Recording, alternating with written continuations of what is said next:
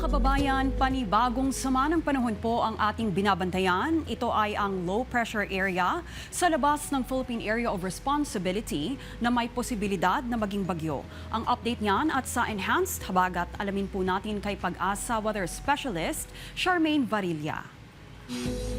Magandang hapon, Ma'am Trixie, maging sa ating mga tagapakinig at naritong ulat sa lagay ng panahon. Sa kasalukuyan nga, habagat pa rin na siya nakaka-apekto dito sa Metro Manila, Ilocos Region, Cordillera, Zambales, Bataan, Tarlac, Pampanga, Bulacan, Cavite, Laguna, Batangas, Rizal, Occidental Mindoro, Oriental Mindoro at Palawan. Magdadala ngayon ng mga kalat-kalat ng mga pag-ulan. Sa narating bahagi ng Luzon at sa buong Visayas at Mindanao, pulong-pulong mga pag-ulan naman ang aasahan dala ng habagat at localized thunderstorms.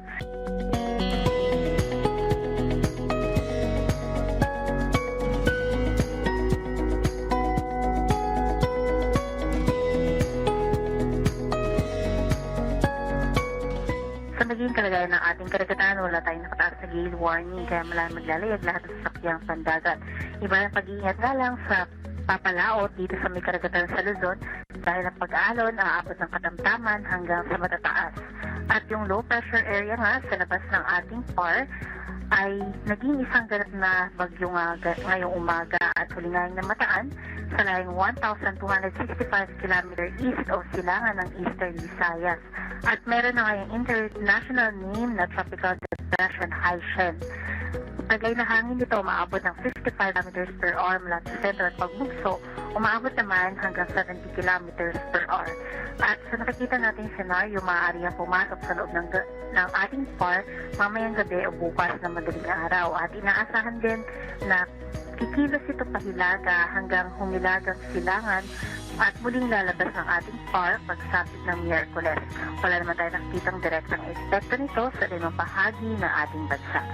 Para naman sa magiging lagay ng ating dam,